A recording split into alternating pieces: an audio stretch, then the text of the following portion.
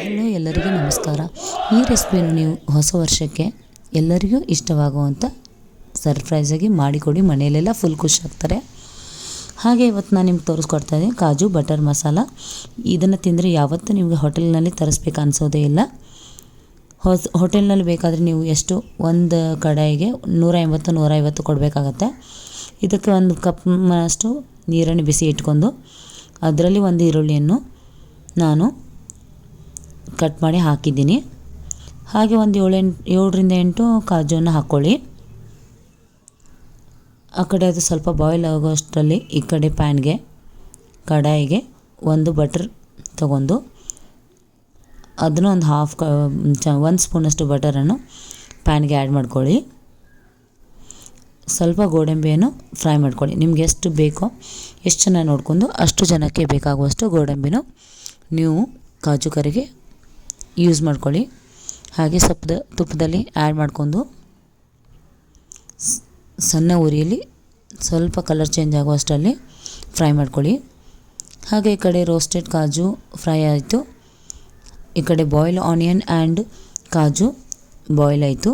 ಇದನ್ನು ಒಂದು ಸ್ವಲ್ಪ ಆರಿಸ್ಕೊಂಡು ಜಾರ್ನಲ್ಲಿ ಇಟ್ಕೊಳ್ಳಿ. ಹಾಗೆ ಜಾರ್ಗೆ ಹಾಕ್ಕೊಂಡು ಸಣ್ಣಗೆ ರುಬ್ಬಿಕೊಳ್ಳಿ.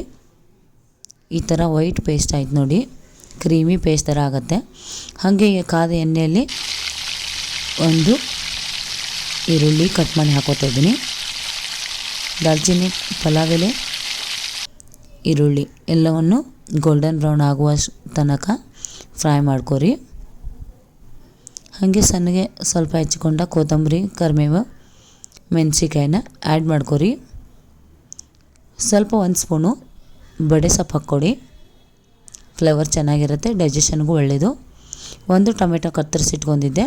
ಕಟ್ ಮಾಡಿದಂಥ ಟೊಮೆಟೊನ ನೀವು ಒಗ್ಗರಣೆಗೆ ಹಾಕ್ಕೊಳ್ಳಿ. ಹಾಗೆ 1 ಚಮಚದಷ್ಟು ಜೀರಿಗೆಯನ್ನು ಈರುಳ್ಳಿ ಟೊಮೆಟೊ ಜೊತೆಗೆ ಫ್ರೈ ಮಾಡ್ಕೊಳ್ಳಿ. ಹಾಗೆ ಒಂದು ಸ್ವಲ್ಪ ಫ್ರೈ ಮಾಡ್ಕೊಂಡ ತಕ್ಷಣ ಬಾಯ್ಲ್ ಮಾಡ್ಕೊಂಡಂಥ ಪೇಸ್ಟ್ ಇತ್ತಲ್ಲ, ಅದು ಮಿಕ್ಸಿ ಮಾಡ್ಕೊಂಡಂಥ ಪೇಸ್ಟ್ನ ಈ ಪ್ಯಾನ್ಗೆ ಆ್ಯಡ್ ಮಾಡಿಕೊಂಡು ಹಸಿ ವಾಸನೆ ಹೋಗುವವರೆಗೂ ಫ್ರೈ ಮಾಡ್ಕೊಳ್ಳಿ. ಸಣ್ಣ ಉರಿಯಲ್ಲಿ ಫ್ರೈ ಮಾಡ್ಕೋತಾ ಹೋಗಿ ಅದು ಸ್ಮೆಲ್ಲೆಲ್ಲ ಹೋಗಬೇಕು. ಈ ಥರ ಮಾಡೋದ್ರಿಂದ ನಾವು ಹಾಗೆ ಹಸಿದೇ ಆನಿಯನ್ ಟೊಮೆಟೊ ರುಬ್ಬಿ ಹಾಕೊಂಡ್ರು ಈ ಫ್ಲೇವರ್ ಕೊಡಲ್ಲ. ಹಾಗಾಗಿ ಸ್ವಲ್ಪ ಬಾಯ್ಲ್ ಮಾಡ್ಕೊಂಡು ಕಾಜು ಜೊತೆಗೆ ಈರುಳ್ಳಿಯನ್ನು ಪೇಸ್ಟ್ ಮಾಡ್ಕೊಳ್ಳಿ. ಹಸಿ ಬಟಾಣಿ ಸೀಸನ್ ಇರೋದ್ರಿಂದ ಅದನ್ನು ಒಂದು ಕಪ್ನಷ್ಟು ಹಸಿ ಬಟಾಣಿ ಆ್ಯಡ್ ಮಾಡ್ಕೊತಾ ಇದ್ದೀನಿ. ನಿಮ್ಗೆ ಇಷ್ಟ ಇದ್ದರೆ ಆ್ಯಡ್ ಮಾಡ್ಕೊಳ್ಳಿ, ಇಲ್ಲಾಂದರೆ ಸ್ಕಿಪ್ ಮಾಡ್ಕೊಳ್ಳಿ. ಹಾಗೆ ಆ ಪೇಸ್ಟೊಂದಿಗೆ ಸ್ವಲ್ಪ ಫ್ರೈ ಮಾಡ್ಕೊಂಡು ಕುದಿಸ್ತಾ ಇರಿ. ಹಾಗೆ 1 ಕಪ್ನಷ್ಟು ಮೊಸರನ್ನ, ಫ್ರೆಶ್ ಮೊಸರು, ಗಟ್ಟಿ ಮೊಸರು, ಯಾವುದೇ ನೀರು ಹಾಕಬೇಡಿ, ಆ ಥರ ಮೊಸರು ತೊಗೊಂಡು ಈ ಕಡಾಯಿಗೆ ಮಿಕ್ಸ್ ಮಾಡ್ಕೊಳ್ಳಿ. ಗ್ರೇವಿಗೆ ನಿಮ್ಗೆ ಎಷ್ಟು ಬೇಕಾದಷ್ಟು ಹದ ನೋಡ್ಕೊಂಡು ನೀರು ಹಾಕ್ಕೊಳ್ಳಿ. ಸ್ವಲ್ಪ ಹೊತ್ತು ಹಾಗೆ ಫ್ರೈ ಮಾಡ್ಕೊಳ್ಳಿ.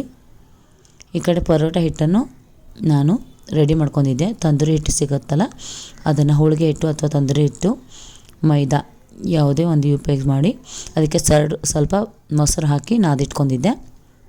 ಸಕ್ಕರೆ ಮೊಸರು ಹಾಕಿ ನಾದಿಟ್ಕೊಂಡು ಈ ಕಡೆ ಫ್ರೈ ಮಾಡಿದಂಥ ಕಾಜುವನ್ನು ತೆಗೆದಿಟ್ಕೊಳ್ಳಿ.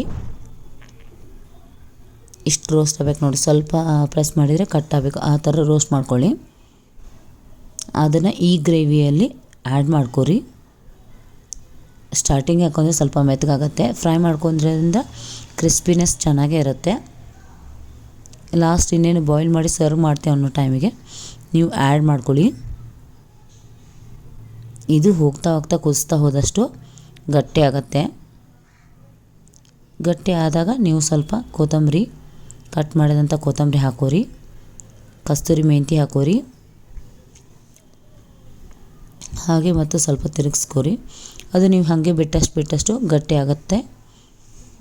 ನಿಮ್ಗೆ ಯಾವ ಕನ್ಸಿಸ್ಟೆನ್ಸಿ ಬೇಕೋ ಅದನ್ನು ನೋಡಿಕೊಂಡು ನೀವು ನೀರು ಹಾಕೋರಿ. ಮತ್ತು ನಾನು ಬಟರ್ ಮಸಾಲ ಮಾಡ್ತಿರೋದ್ರಿಂದ ಮತ್ತೆ 1-2 ಸ್ಪೂನಷ್ಟು ಬೆಣ್ಣೆಯನ್ನು ಹಾಕ್ತಾಯಿದ್ದೀನಿ ಮೇಲೆ. ಫ್ಲೇವರ್ ಚೆನ್ನಾಗಿರುತ್ತೆ. ನೀವು ಬೆಣ್ಣೆ ಬೇಡ ಅಂದರೆ ತುಪ್ಪ ಹಾಕ್ಕೊಳ್ಳಿ. ತುಪ್ಪ ಬೆಣ್ಣೆ ಯಾವುದೂ ಇಷ್ಟ ಇಲ್ಲ ಅಂದರೆ ಹಾಗೆ ಸ್ಕಿಪ್ ಮಾಡ್ಕೊಂಡು ಎಣ್ಣೆಯಲ್ಲೇ ಮಾಡ್ಕೋಬೋದು. ಬಟ್ ಬಟರ್ ಹಾಕೋದ್ರಿಂದ ತುಂಬ ಚೆನ್ನಾಗಿ ಬರುತ್ತೆ, ಸೇಮ್ ರೆಸ್ಟೋರೆಂಟ್ ಟೇಸ್ಟ್ ಬರುತ್ತೆ. ಈ ಕಡೆ ಪರೋಟ ರೆಡಿ ಮಾಡ್ಕೋತಾ ಇದ್ದೀನಿ. ನಿಮ್ಗೆ ಯಾವ ಥರ ಪರೋಟ ಇಷ್ಟ ಆ ಥರ ಶೇಪ್ ನೀವು ಮಾಡ್ಕೊಳ್ಳಿ. ನಾನು ಲೇಯರ್ ಪರೋಟ ಥರ ಮಾಡ್ಕೊಂಡು ಬೇಯಿಸ್ಕೊತಾ ಇದ್ದೀನಿ ಗೀ ಹಚ್ಚಿ. ಈ ಕಡೆ ನೋಡಿ ಈ ಥರ ಆಯಿತು ಟೇಸ್ಟ್ ಎಲ್ಲ. ನಮ್ಮಲ್ಲೆಲ್ಲಂತೂ ಎಲ್ಲರಿಗೂ ತುಂಬ ಇಷ್ಟ ಆಯಿತು. ಪರೋಟನೂ ಸೇಮ್ ಹೋಟೆಲ್ ಸ್ಟೈಲಲ್ಲಿ ಬಂದಿತ್ತು. ಇದಕ್ಕಿದು ತುಂಬ ಕಾಂಬಿನೇಷನ್ ಆಗಿರೋದ್ರಿಂದ ಪರೋಟನೇ ಮಾಡಿದೆ. ಚಪಾತಿ ರೊಟ್ಟಿಗೂ ನೀವು ಮಾಡ್ಕೋಬೋದು. ನಾನು ಪರೋಟ ಇದ್ದರೆ ಹೋಟೆಲ್ ಸ್ಟೈಲ್ ಫೀಲ್ ಆಗುತ್ತಂತ ಹಾಗೆ ಮಾಡಿದೆ. ನೋಡಿ ಮೊಸರು ಹಾಕಿ ನಾದಿಕೊಂಡಂಥ ಪರೋಟ ಹಿಟ್ಟು ಎಷ್ಟು ಕ್ರಿಸ್ಪಿನೆಸ್ ಆಗಿ ಸ್ಮೂತಾಗಿ ಬಂದಿದೆ. ಹಾಲು ಮೊಸರು ಹಾಕಿ ಸ್ವಲ್ಪ ಬೇಕಿಂಗ್ ಪೌಡ್ರ್ ಹಾಕಿ ನಾದ್ಕೊಂಡು ಒಂದು ಅರ್ಧ ಗಂಟೆ ನೆನೆಯಕ್ಕೆ ಬಿಡಿ, ಚೆನ್ನಾಗಿರುತ್ತೆ. ಹೇಗಿತ್ತು ಅಂತ ಕಮೆಂಟ್ ಮಾಡಿ ಪ್ಲೀಸ್. ನೀವು ಟ್ರೈ ಮಾಡಿ. ಹಾಗೆ ಹೇಗಿತ್ತು ರೆಸಿಪಿ ಅನ್ನೋದು ನೀವು ಟ್ರೈ ಮಾಡಿ ನನಗೆ ಕಮೆಂಟ್ ಮಾಡಿ ಪ್ಲೀಸ್. ಇನ್ನೂ ಯಾರು ನನ್ನ ಚಾನಲೆಲ್ಲ ಹಾಗೆ ನೋಡ್ತಾ ಇದ್ದೀರಾ, ಪ್ಲೀಸ್ ಹಾಗೆ ಹೋಗಿ ಸಬ್ಸ್ಕ್ರೈಬ್ ಮಾಡಿ ಸಪೋರ್ಟ್ ಮಾಡಿ. ಧನ್ಯವಾದಗಳು.